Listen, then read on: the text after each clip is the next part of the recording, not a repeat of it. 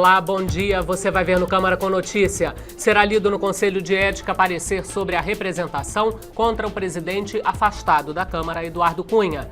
Foi criada na Câmara a comissão externa para acompanhar investigações do estupro coletivo que chocou o país na semana passada.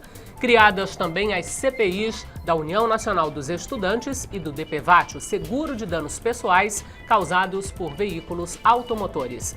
Do Salão Verde, ao vivo, Carolina Nogueira. Plenário destranca a pauta e aprova urgência para 12 projetos com reajustes salariais de servidores. Do corredor das comissões, também ao vivo, Mariana Pschitek. Comissão especial pode votar a recriação da DRU agora pela manhã. Hoje é quarta-feira, 1º de junho, agora em Brasília, 9 horas. Esses são os destaques do Câmara com Notícia, que está começando agora. Plenário aprova pedidos de urgência para a votação de propostas que reajustam os salários de servidores públicos de várias carreiras, como Advocacia Geral da União, Procuradoria Geral da República e Defensoria da União, entre outras. A votação do mérito pode ser feita ainda neste semestre. Os deputados também aprovaram uma comissão externa para acompanhar o caso de estupro coletivo no Rio de Janeiro e que chocou o país. Também foi votada uma medida provisória que trancava a pauta. Mas antes foi preciso superar uma polêmica entre os líderes. O plenário começava a discutir a medida provisória que trata do pagamento do benefício Garantia Safra quando surgiu uma polêmica. O líder do PSOL reclamou de um requerimento não acertado previamente na reunião de líderes que poderia favorecer a votação da desvinculação das receitas da União. A DRU permite que o governo tenha flexibilidade no uso do dinheiro público. O PT também reagiu, ameaçando com obstrução. Foi feito um acordo com todos os líderes presentes. Não se tocou em DRU. E agora aparece esse requerimento para quebra de interstício. Esse debate não pode ser feito hoje. Sob pena, presidente, de não haver mais clima para sentar à mesa entre líderes. Se nós queremos aprovar as urgências dos servidores, nós temos que fazer a pauta andar, temos que votar. Que no mérito cada partido se posiciona é legítimo, é assim o processo democrático. Que vota em sim ou vota em não. Essa presidência não pode adivinhar se vai existir algum requerimento sobre a mesa.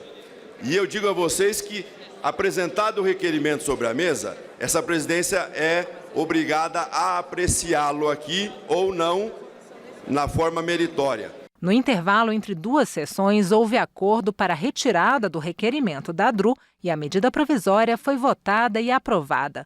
A MP abre crédito extraordinário de R$ 316 milhões para o pagamento do benefício Garantia Safra. São beneficiadas 440 mil famílias atingidas pela seca na região da Sudene. Vai tirar o agricultor do sufoco porque tira da inadimplência, porque o grande problema é que o agricultor, além de perder tudo, ele fica inadimplente, impossibilidade de buscar um outro financiamento para continuar trabalhando e plantando novamente. Os deputados também criaram uma comissão externa para acompanhar as investigações sobre o estupro coletivo de uma jovem ocorrido no Rio de Janeiro. O caso chocou o país e causou revolta nas redes sociais. É um crime bárbaro que hoje ocupa a página internacional, do qual esta casa tem a obrigação de estar junto, lá no meu estado do Rio de Janeiro, acompanhando de perto cada passo das investigações, buscando não só neste caso, mas os demais casos no estado do Rio de Janeiro e até em outros estados, para que a gente possa tomar providências. Nós estamos diante de uma situação de barbárie.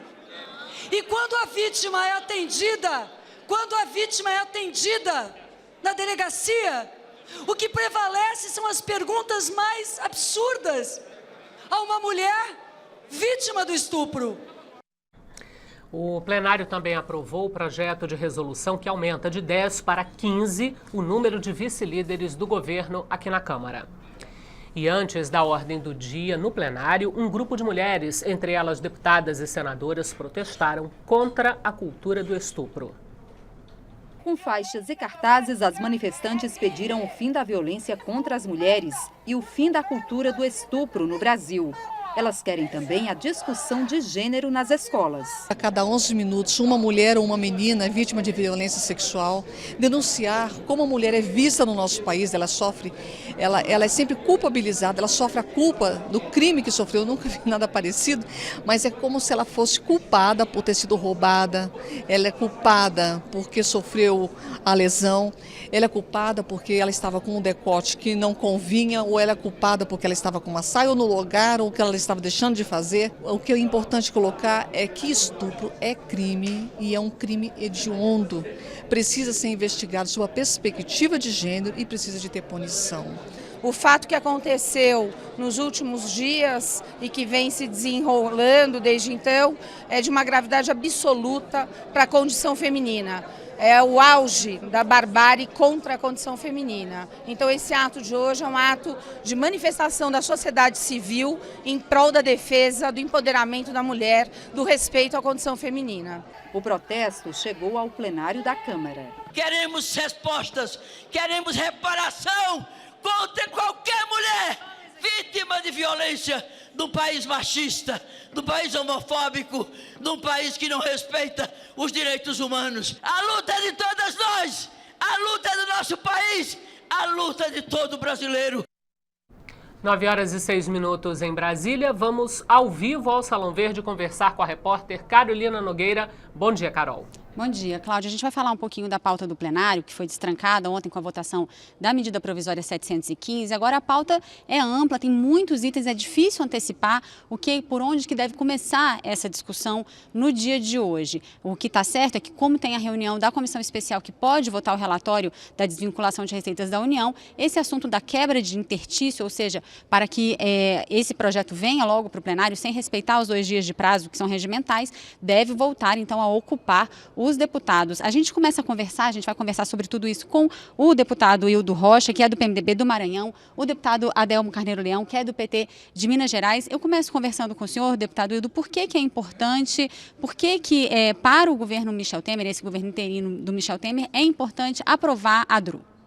Olha, a DRU, da forma como foi feito o substitutivo e o relatório do Laudívio Carvalho, ele traz uma inovação, inclusive, garantindo aos estados e aos municípios também a desvinculação das suas receitas. Isso flexibiliza o orçamento, possibilita que seja feito ajuste fiscal, não apenas a nível da União, que para isso que é importante, é necessário a DRU, a desvinculação de receita da União, justamente para isso, para que a gente possa, que o governo federal possa trabalhar com mais liberdade para poder pagar dívidas que existem, que foram contraídas ao longo dos anos, que possa fazer o ajuste, sem esquecer dos programas sociais, que não vai ser nenhum programa social cortado, até porque, com a desvinculação da receita da União, os 20 fundos que existem em nosso país, eles liberam, flexibilizam o recurso, até porque não há necessidade desses recursos nesses 20 fundos. E você libera parte desse dinheiro para que você possa pagar o salário de desemprego, você possa pagar Bolsa Família, você possa gastar mais recursos com saúde, que a saúde está precisando, porque houve um corte de 10 bilhões de reais no Sistema Único de Saúde. Deputado Adelmo Carneiro Leão, o governo Dilma até pouco tempo atrás defendia a aprovação da DRU. Por que o PT agora tem uma posição cautelosa em relação a essa matéria? Porque nós temos que ser cautelosos com relação a uma matéria de tamanha relevância que confere ao Executivo liberdade de aplicação de recursos para diversos fins, não só para atender os interesses sociais, não só para atender os interesses da saúde, como disse aqui o nosso deputado Hildo Rocha. Eventualmente, a DRU pode significar a desvinculação de recursos que diminui a quantidade de recursos destinados para a saúde, destinado para as demandas sociais. Então nós temos que ter cautela, analisar com respeito, com carinho, ver o significado desta proposição. Nós não queremos definitivamente, não estamos dizendo que não tenha que existir desvinculação, mas nós temos que analisar isso de maneira detalhada, de maneira não há necessidade de precipitar, há necessidade de um bom planejamento, de verificarmos de maneira um bom diagnóstico, fazermos um bom diagnóstico e, diante disso, saber. E aí vamos votar em função disso para que finalidades esses recursos estão sendo desvinculados da ordem orçamentária vigente. Deputado Hildo Rocha, a pauta do plenário está ampla, agora já não tem mais trancamento. Difícil dizer qual desses itens deve ser votado. Qual a aposta do senhor? O que o senhor acha que deve ser votado primeiro agora dessa pauta mais extensa? E em relação à urgência dos 12 projetos com reajuste de servidores. O senhor acha que é o momento de discutir isso? Veja bem, o que nós votamos ontem e que limpamos a pauta foi a medida provisória que trata sobre a garantia da safra dos pequenos agricultores familiares. Foi garantido o pagamento para eles, aqueles principalmente do Nordeste, que sofreram com a seca que houve em 2014 e 2015. Está garantido o pagamento do prejuízo que eles tiveram, porque a União se responsabiliza e foi uma boa iniciativa, uma boa atitude, que inclusive foi proposta pelo governo da presidente Dilma e o governo do presidente Michel vai cumprir, já foi aprovado ontem. Também os requerimentos aprovados. Ele não aumenta o salário dos servidores, não aumenta de forma nenhuma, apenas reajusta os vencimentos de várias carreiras de servidores federais. Então, isso nós temos que fazer, até porque com esse ajuste fiscal que está ocorrendo, não é o povo, nem tão menos o trabalhador, o servidor público federal que vai pagar com esse ajuste. Quem tem que pagar com esse ajuste são os ricos.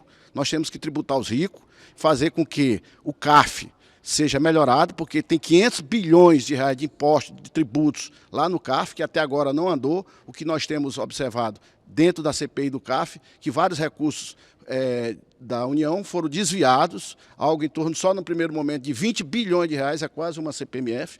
Então nós temos que melhorar a arrecadação da União, melhorar e impedir que haja essa sonegação do tamanho que há hoje existente no nosso país. Deputado Adelmo Carneiro Leão, o que o senhor vê da pauta do plenário? O que o senhor acha que pode avançar nos próximos dias? Primeiro, Carolina, eu acho que foi muito positivo nós termos votado ontem os recursos destinados para atender as pessoas que perderam os seus plantios, as suas culturas em função de seca, em função da diversidade climática. E esse pessoal merece um atendimento e merece respeito. Também do ponto de vista do reajuste salarial, eu entendo que é necessário nós tratarmos disto. Não é possível que os prejuízos sejam sempre destinados para a classe trabalhadora, mas é absolutamente necessário, e está parado aqui no Congresso Nacional, nós tratarmos de uma questão que, inclusive, merece ser tratada em conjunto com os reajustes. É a questão do limite salarial. É indecente neste país a situação, a relação salarial entre os que ganham menos e poucos que ganham mais. Essa relação chega a significar que a maioria do povo brasileiro, a maioria trabalhadora, tem que trabalhar muitas vezes durante 5, 8, 10 anos para receber nesse tempo o que alguns poucos recebem num único mês ou às vezes numa semana. Isso é absolutamente inaceitável. Então nós temos que tratar da questão dos reajustes simultaneamente com os limites salariais. Não é possível que possa estabelecer também penduricalhos, fazendo com que os salários, e nós vimos denúncias aqui no plenário por colega nosso, dizendo que existem salários da ordem superior a 100 mil reais por mês. Isto é inaceitável e nós temos que tomar providências. O Congresso Nacional, a Câmara dos Deputados, não pode guardar na gaveta esse projeto que trata dos limites salariais no país. Bem lembrado, ele chegou a ser discutido no plenário e sumiu da pauta. A gente está na grande expectativa hoje também, deputados, porque o deputado Marcos Rogério entregou ontem ao Conselho de Ética, então, o relatório no procedimento respondido pelo presidente afastado da Câmara dos Deputados, o deputado Eduardo Cunha. Esse relatório vai ser lido daqui a pouco numa reunião do Conselho de Ética. A gente vai conferir na reportagem.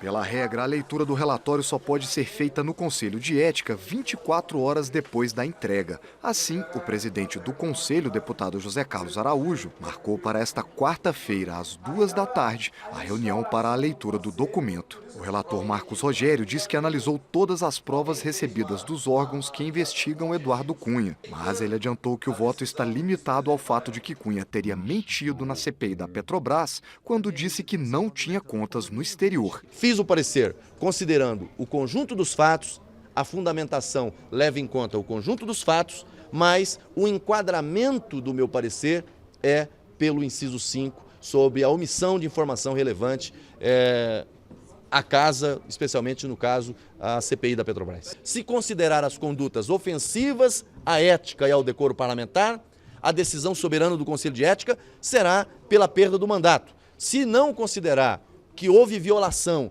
que houve ofensa ao decoro parlamentar, pode ser pela absolvição ou por uma pena alternativa. Nesta terça-feira, o presidente do Conselho de Ética foi notificado sobre 5 representações contra ele na Corregedoria da Câmara. José Carlos Araújo diz que essas representações foram protocoladas por adversários políticos da Bahia e são uma tentativa de afastá-lo do comando do Conselho durante a análise da representação contra Eduardo Cunha. O objetivo é atrapalhar para que eu não possa dirigir os trabalhos da representação contra o deputado Eduardo Cunha. E isso não é possível, não foi possível, a não ser que alguma manobra esteja em andamento aí para me afastar de uma outra forma, uma canetada feita aí. Por meio da sua assessoria, o presidente afastado da Câmara dos Deputados, o deputado Eduardo Cunha, disse desconhecer as representações contra o deputado José Carlos Araújo. Disse ainda que o deputado deve responder aos fatos denunciados. A gente vai conversar sobre isso. Então, deputado Hildo Rocha, o que o senhor acha que deve acontecer no Conselho de Ética, como deve ser a votação desse relatório e a sua opinião também sobre essas representações apresentadas contra o presidente do Conselho? Bem, o presidente do Conselho é uma pessoa íntegra, ele tem demonstrado isso durante sua vida pública. Pelo que eu conheço dele, é um deputado exemplar aqui na Câmara, e se há alguma denúncia contra ele, logicamente que ele irá esclarecer, e ele tem o direito à defesa, à ampla defesa, assim como está tendo o deputado presidente desta casa, Eduardo Cunha, está tendo direito à ampla defesa, não está sendo cesseada ao presidente Eduardo Cunha a sua defesa, entendo que a denúncia que ele responde aqui dentro desta casa, dentro da comissão, do Conselho de Ética, é referente a uma possível mentira dele, ou omissão lá na CPI da Petrobras, quando ele foi espontaneamente fazer um depoimento que ele não teria contas no exterior. Ele mesmo disse que não teria conta no exterior. Agora, o que se ventilou depois disso é que ele teria conta na Suíça, em paraísos fiscais. Mas o que de fato se constatou até agora é que ele, de fato, não tem no nome dele. Não tem no nome dele, mas tem alguns trusts em que ele é beneficiário dessas contas, ele como beneficiário dessas contas. Veja então que nós temos que preservar a graduação da penalidade.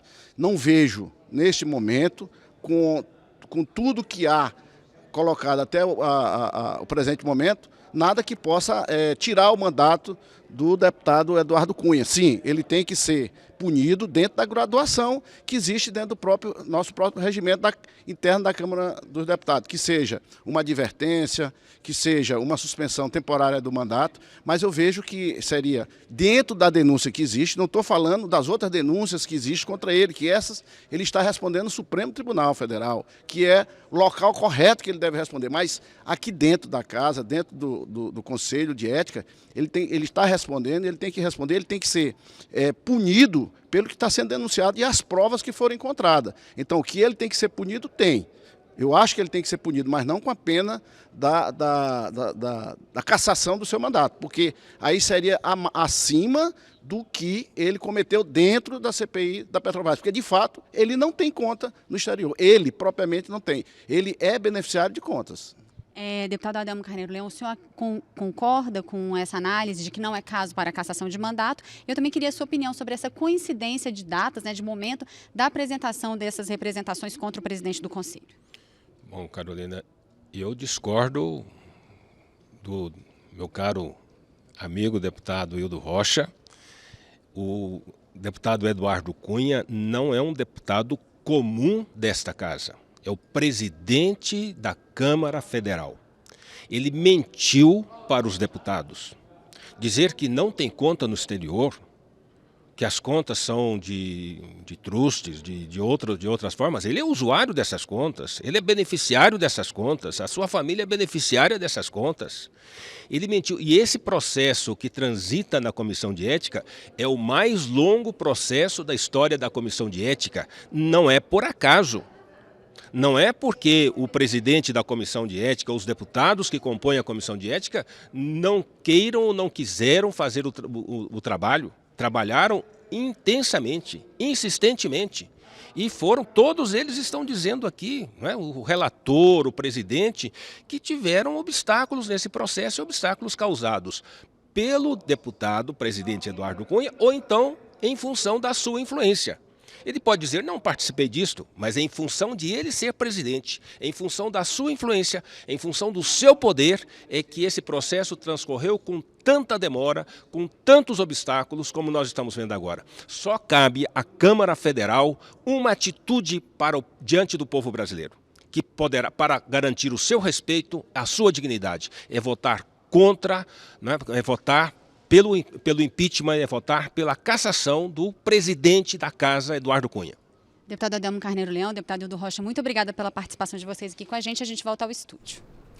9 horas e 20 minutos em Brasília. Nós vamos então do Salão Verde ao corredor das comissões conversar com a repórter Mariana Pschittick, porque Mariana, daqui a pouco começa uma audiência pública para discutir a suspensão do serviço do WhatsApp aqui no Brasil pela Justiça. Isso já aconteceu 2 vezes e causou maior rebuliço, né? Bom dia.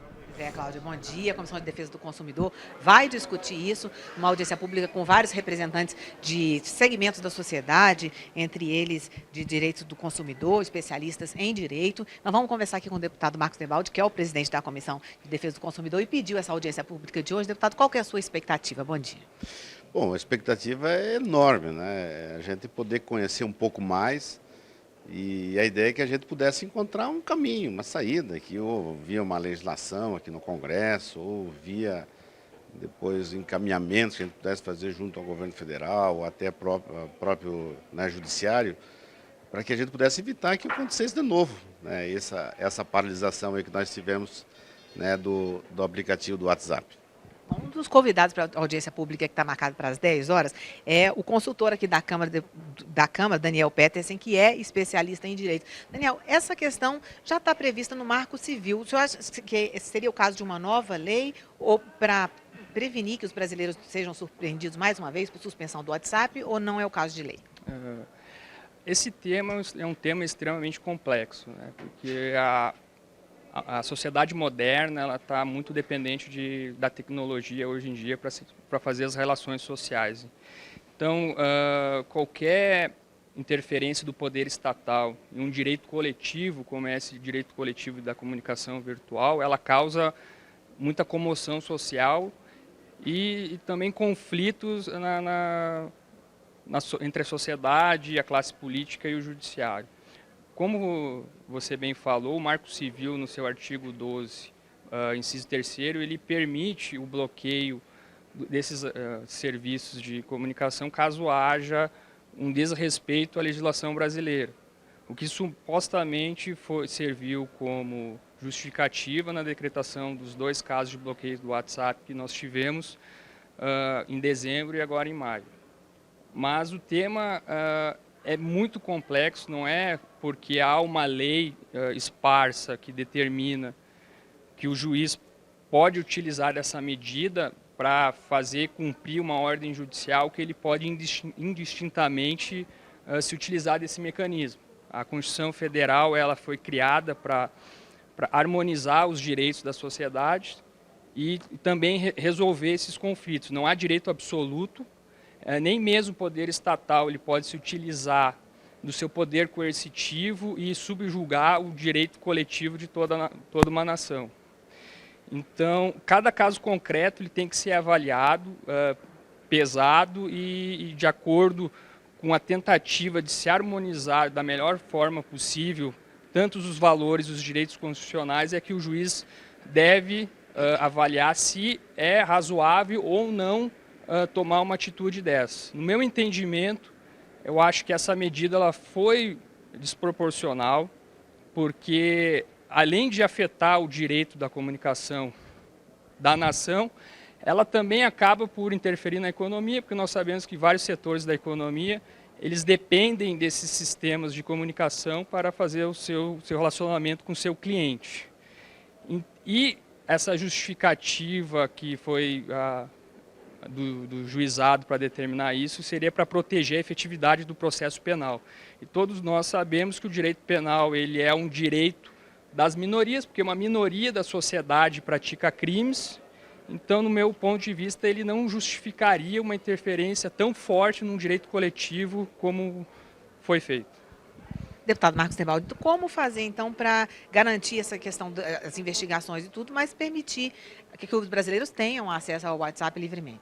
Acho que o Daniel resumiu bem ali, essa questão é uma questão polêmica, uma questão nova, né, e complexa. Nós vamos discutir aqui hoje, não temos ainda, né, uma saída para isso, mas a ideia é que a gente, através desse debate que nós vamos ter logo em seguida, a gente possa ter uma luz aí para depois ter um caminho a seguir. Talvez a saída fosse, se o Facebook tem condições, não sei se tem ou não, de poder bloquear pontualmente alguma coisa dessa, não ele penalizar uma nação inteira, mais de 100 milhões, né, de usuários que tem no seu dia a dia, inclusive, uma fonte de trabalho, né? O aplicativo do WhatsApp hoje é muito usado para o trabalho, inclusive, né? Então, é uma coisa de fato polêmica, complexa, que nós vamos ver se encontramos uma saída nesse debate de hoje. Ok, deputado Marcos Tebaldi, obrigada pela entrevista. Daniel Petersen, consultor aqui da Câmara, obrigada pela entrevista. Boa audiência pública, Cláudia. A CPI que investiga a máfia do futebol ouviu o secretário-geral da CBF, Walter Feldman. Ele alegou cláusulas de sigilo comercial para não falar sobre os contratos de patrocínio da entidade.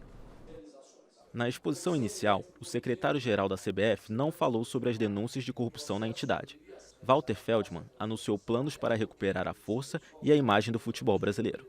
Mas alguns deputados lembraram que o tema da CPI da máfia do futebol são os escândalos na CBF. O atual presidente e seus 2 antecessores são investigados pelo Departamento de Justiça dos Estados Unidos. Eu questionei que estava fugindo do assunto que foi aprovado o requerimento. Haja visto que essa CPI não está estudando a estrutura da CBF, sem quer saber o que aconteceu com o futebol brasileiro, com o futebol mundial, através da CBF e da FIFA. Walter Feldman se negou a falar sobre os ex-presidentes da entidade e disse que o atual, Marco Polo Del Nero, tem o direito de provar sua inocência e defendeu a linha que adotou na audiência da CPI. Eu me propus nesse depoimento a relatar o presente que está sendo construído e a perspectiva do futuro, até porque todo o trabalho de governança, risco e conformidades vem sendo feito para que nós possamos aprofundar a investigação sobre questões do passado, ainda não totalmente reveladas, mas principalmente prevenir em relação ao futuro, que deverá ser de glória e de muito boa governança. O relator considera que a solução é tornar crime a corrupção interna nas entidades de direito privado, como a CBF. O maior legado que vai deixar nessa CPI é aprovar um projeto, né, que se torne crime corrupção empresarial, que no Brasil hoje não é crime. É por isso que essas pessoas, para ser presa, teve que ser presa ou nos Estados Unidos ou na Suíça, porque no Brasil não é crime. Foi criada a CPI da Uni, que pretende investigar denúncias de uso irregular de dinheiro público pela União Nacional dos Estudantes. A instalação está marcada para o dia 8 de junho, próxima quarta-feira, com a escolha do presidente e do relator. A comissão terá 120 dias para investigar convênios entre o governo federal e a Uni, incluindo a aplicação de 44 milhões de reais recebidos pela entidade como indenização por danos ocorridos durante o regime militar. Também serão objeto da CPI a construção do edifício sede da Uni, no Rio de Janeiro, e o dinheiro arrecadado com a emissão das carteiras estudantis. A investigação foi solicitada pelo deputado pastor Marco Feliciano, do PSC de São Paulo. Impasse na CPI que apura denúncias de venda de sentenças no CARF, o Conselho de Recursos Fiscais do Ministério da Fazenda. Mais uma reunião para votação de convocações teve de ser encerrada por falta de quórum. A reunião desta terça-feira na CPI do CARF foi marcada para ouvir o depoimento da ex-auditora da Receita Federal e ex-secretária do Ministério de Desenvolvimento, Lita Espíndola. Denunciada pelo Ministério Público por participação na compra de medidas provisórias em benefício de empresas do setor automobilístico, Lita avisou que não compareceria. A CPI chegou a votar outras 2 convocações, mas o deputado Marcos Pestana, do PSDB de Minas Gerais, pediu verificação de quórum e a reunião teve de ser encerrada.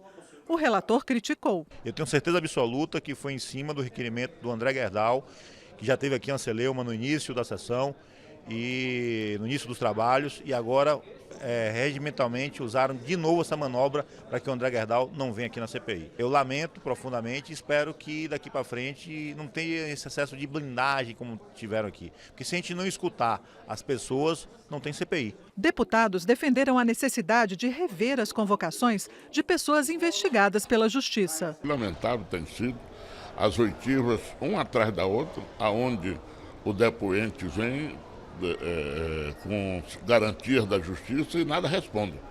E nós ficamos aqui com cara de bobo. O presidente vai marcar uma reunião reservada da CPI ainda para esta semana. O certo é que nós vamos ter de ter oitivas, nós vamos ter de aprovar os requerimentos ou derrotar os requerimentos.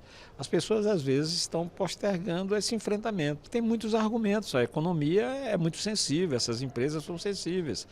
O Ministério Público está bem adiantado, a Polícia Federal está bem adiantada. O que nós precisamos mais? Vamos assumir essas posições numa comissão, numa reunião assim reservada, vamos dizer, é melhor do que secreta, numa comissão reservada, e aí podemos definir uma pauta. O prazo da CPI termina dia 1º de julho, mas o presidente pediu a prorrogação por mais 60 dias. Na reunião dessa terça, a CPI aprovou a convocação do corregedor da Receita Federal, José Pereira de Barros Neto, que não é investigado, e do ex-conselheiro do CARF, Leonardo Manzan, suspeito de envolvimento em irregularidades. Amanhã, mais requerimentos devem ser colocados em votação. Entre eles, as convocações do empresário André Gerdau e do filho do ex-presidente Lula, Luiz Cláudio Lula da Silva, investigados na Operação Zelotes da Polícia Federal. O depoimento de Lita Espíndola, que deveria ter acontecido ontem, foi remarcado para 14 de junho. O presidente da comissão já avisou que, se ela faltar, será conduzida coercitivamente à CPI. Também ontem, a Polícia Federal indiciou o presidente do Bradesco, Luiz Trabuco, e outras 9 pessoas por suposta participação no esquema de compra de sentenças. E será instalada hoje a CPI do DPVAT, que vai investigar supostas irregularidades na concessão do seguro de danos pessoais causados por veículos automotores de via terrestre entre os anos de 2000 e 2015. A CPI foi criada a pedido da deputada Raquel Muniz, do PSD de Minas Gerais. Ela afirma que existem indícios de que o DPVAT tem sido objeto da ação de grupos criminosos que fraudam o seguro em prejuízo dos verdadeiros beneficiários ou herdeiros. Você já viu nesta edição do Câmara com Notícias, será lido no Conselho de Ética o parecer sobre a representação contra o presidente afastado da Câmara, Eduardo Cunha. Foi criada na Câmara a comissão externa para acompanhar investigações do estupro coletivo que chocou o país na semana passada. Criadas também CPIs da União Nacional dos Estudantes e do DPVAT, o seguro de danos pessoais causados por veículos automotores.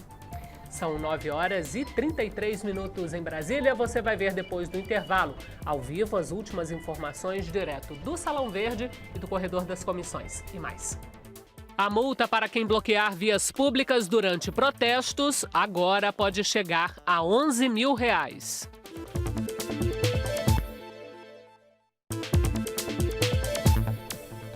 São 9h34 em Brasília. O Câmara com Notícias está de volta para informar que a multa para quem bloquear vias públicas durante protestos agora pode chegar a R$11 mil.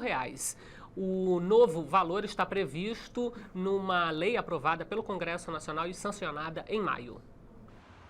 A proposta de aumentar a multa para bloqueio de vias surgiu depois que uma greve de caminhoneiros no ano passado afetou a logística do país durante 2 semanas, causando prejuízos estimados em R$21 milhões por dia.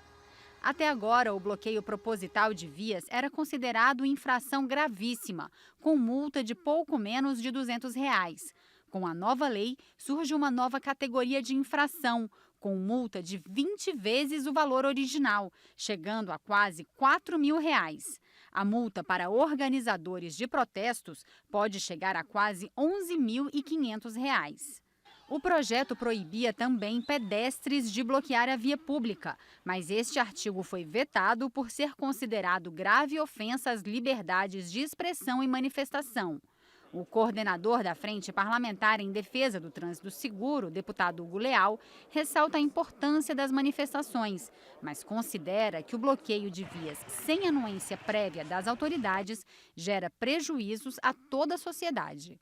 Eu acho que existem muitas formas de manifestações, existem muitas formas. Agora, todas as vezes que você, um determinado conjunto da sociedade, quer manifestar e para essa manifestação bloqueia as vias, bloqueia a circulação de veículos, de pessoas, isso por si só já é negativo para a sociedade. Nós até entendemos que isso pode ser, dentro do processo democrático, uma forma de manifestação. Mas a manifestação que acaba incomodando a vida das pessoas que não tenha a ver com aquele assunto, com o debate, realmente não é a melhor forma. A propaganda de bebidas açucaradas pode sofrer restrições. É o que prevê uma proposta em análise na Comissão de Defesa do Consumidor aqui da Câmara. O projeto considera a bebida adoçada toda bebida não alcoólica, fabricada industrialmente, adicionada de açúcar ou qualquer outro edulcorante.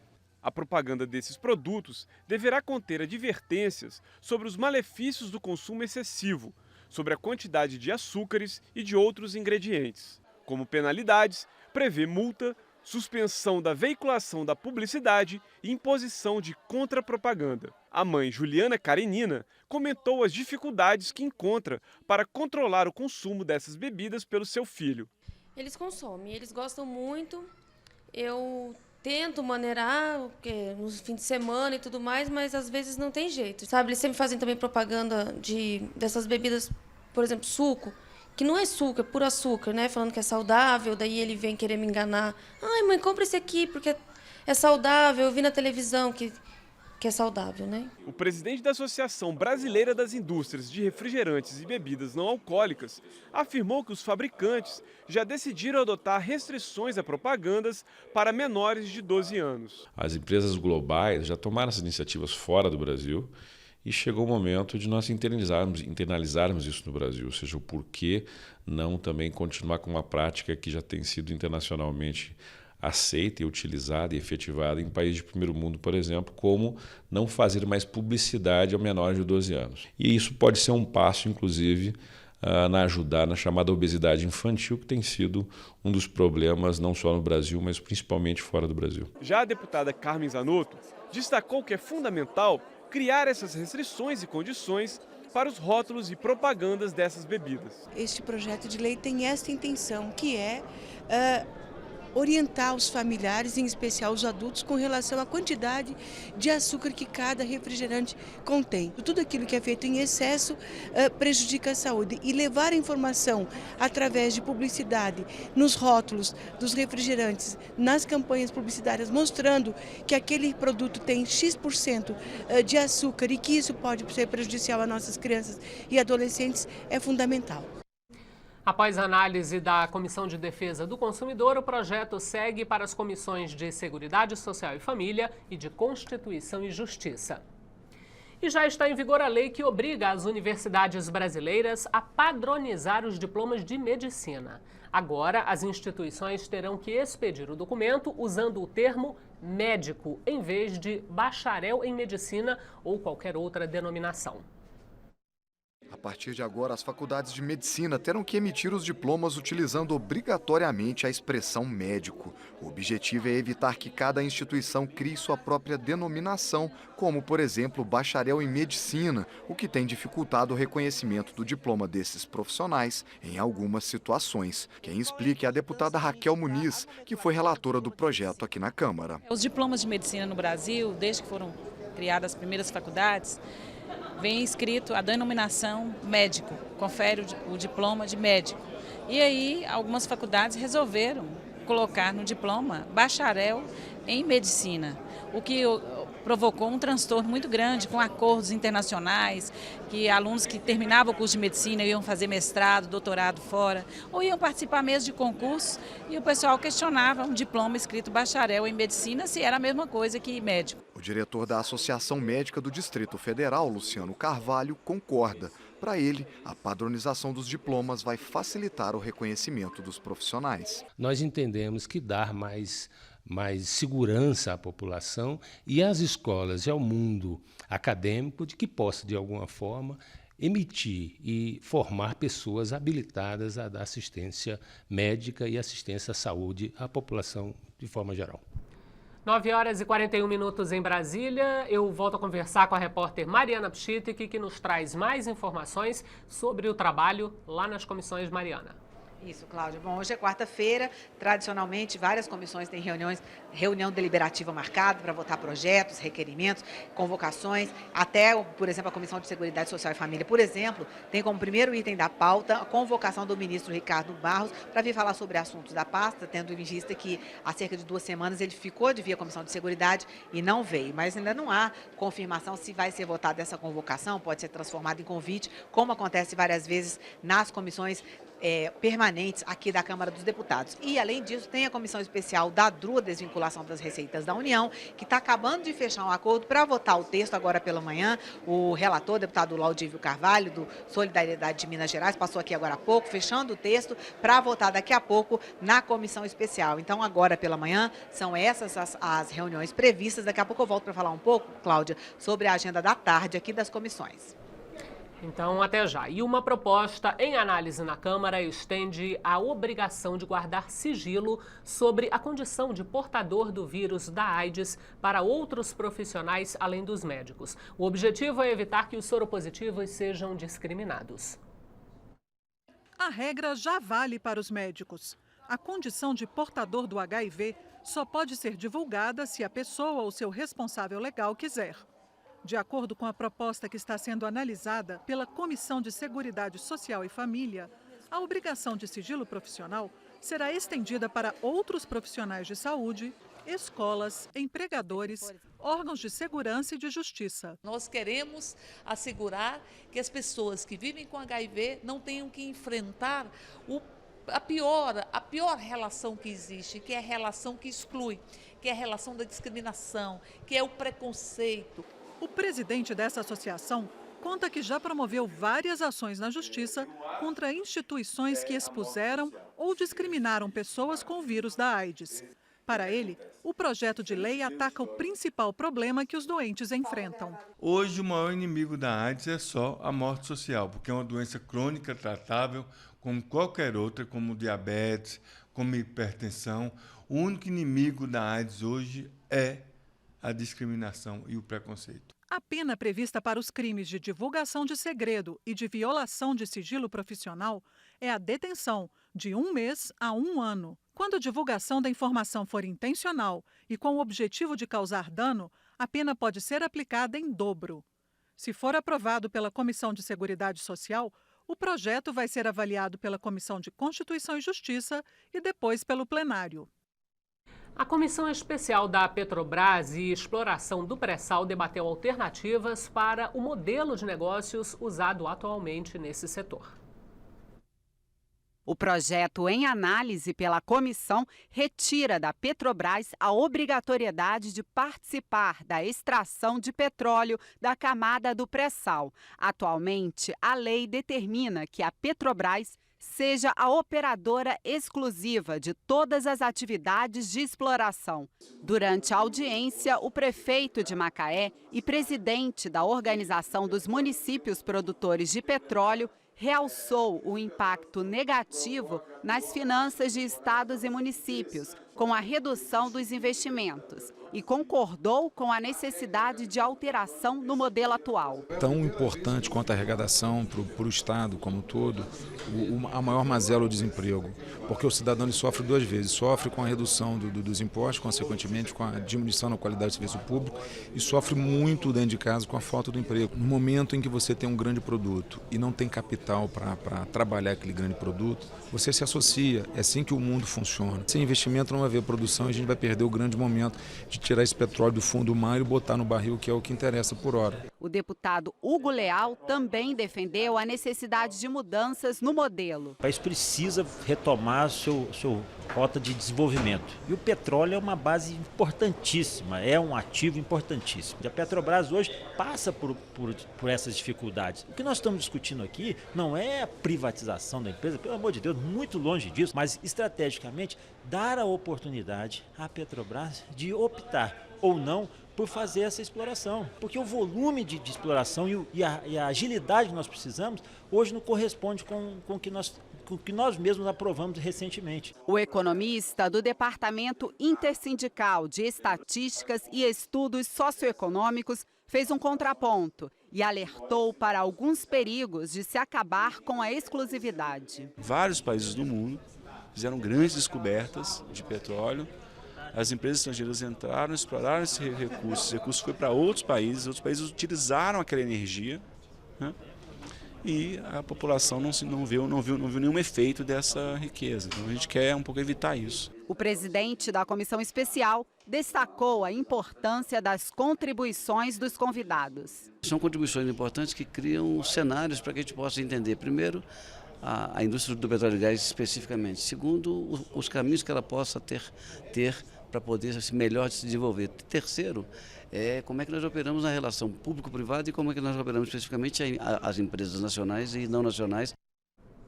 O presidente da comissão especial afirmou que o objetivo é votar o relatório final até 10 de julho, antes do início das convenções partidárias para as eleições municipais deste ano. A exposição Memórias do Lixo Vivo marca a abertura do mês do meio ambiente no Congresso Nacional. Durante todo o mês de junho, a Câmara, em parceria com o Senado, promove palestras, oficinas e debates sobre temas como biodiversidade e sustentabilidade.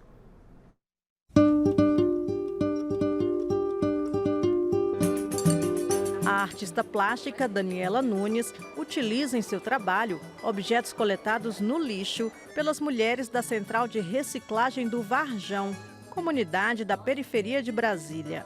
A artista aproveita o material descartado, transformando o lixo em móveis e objetos de decoração. São peças criadas a partir de resíduos domésticos, como vidros, ferros e plásticos. A mostra traz ainda objetos antigos, como o ferro de passar, telefones e máquinas fotográficas que remontam à memória viva, resgatados do lixo e transformados em peças que podem ser reutilizadas. A intenção da artista é alertar a sociedade sobre o descarte inadequado de objetos. Conscientizar, de mostrar, de alertar a sociedade quanto ao desperdício e ao descarte desnecessário, ao uso mal feito das coisas, ao desamor pela natureza, uma série de coisas que vem agregado junto a esse trabalho. Quanto mais gente consciente, menos desgaste ambiental. Ainda como parte do mês do meio ambiente, está programada a partir desta quarta, 1º de junho, até 1º de julho, será realizada uma campanha de recolhimento de resíduos eletroeletrônicos. No dia 9 de junho, será a vez da mesa redonda Saneamento Básico e Meio Ambiente, no plenário 15 da ala Alexandre Costa do Senado. A exposição pode ser vista até o dia 10 de junho, das 9 da manhã às 5 da tarde, no espaço Ivandro Cunha Lima, no Senado Federal. A entrada é de graça. E nós vamos agora voltar ao Salão Verde para as últimas informações da repórter Carolina Nogueira. Carol. Por aqui, expectativa só para a sessão ordinária mesmo, às 2 horas da tarde. A pauta do plenário tem mais de 50 itens. Não está sendo trancada por nenhuma medida provisória. A última medida provisória que trancava a pauta foi votada ontem. Difícil saber o que os deputados vão eleger como prioridades de votação hoje. Entre os itens da pauta está um projeto que prevê benefícios e insalubridade, pagamento de insalubridade para profissionais de comunicação que carregam equipamentos pesados. Existem vários outros projetos também, como, por exemplo, a PEC, que aumenta os repasses obrigatórios para a saúde. A gente fica de olho e confere, então, o que pode ser votado na tarde de hoje. Cláudia. E para encerrar as últimas informações, também ao vivo, lá do Corredor das Comissões, com a repórter Mariana Pchita. Mariana. Cláudia, agora estão falando um pouquinho dos destaques da agenda para a tarde, aqui no Corredor das Comissões. Às 14 horas tem reunião do Conselho de Ética para apresentação, discussão e possibilidade de votação do parecer do deputado Marcos Rogério, do Democratas de Rondônia, sobre o processo contra o presidente afastado da Câmara, deputado Eduardo Cunha. Lembrando que esse parecer foi apresentado ontem, está aguardado, trancado, vai ser lido hoje à tarde nessa comissão, na reunião do Conselho de Ética, marcado para as 14h. Também tem audiência pública na Comissão de Esportes para debater o programa Atleta na Escola e também uma audiência pública na Comissão de Turismo aqui da Câmara para debater uma mídia positiva ao turismo brasileiro no exterior. Cláudia. E nesta edição do Câmara com Notícia, você ficou sabendo que será lido no Conselho de Ética o parecer sobre a representação contra o presidente afastado da Câmara, Eduardo Cunha. Foi criada na Câmara a comissão externa para acompanhar investigações do estupro coletivo que chocou o país na semana passada. Criadas também as CPIs da União Nacional dos Estudantes e do DPVAT, o seguro de danos pessoais causados por veículos automotores. Esta edição do Câmara com Notícia está chegando ao fim. Nós podemos voltar a qualquer momento durante a nossa programação com mais informações para você. Hoje é quarta-feira, dia 1º de junho. Neste momento em Brasília, 9h51. Para você, um ótimo dia.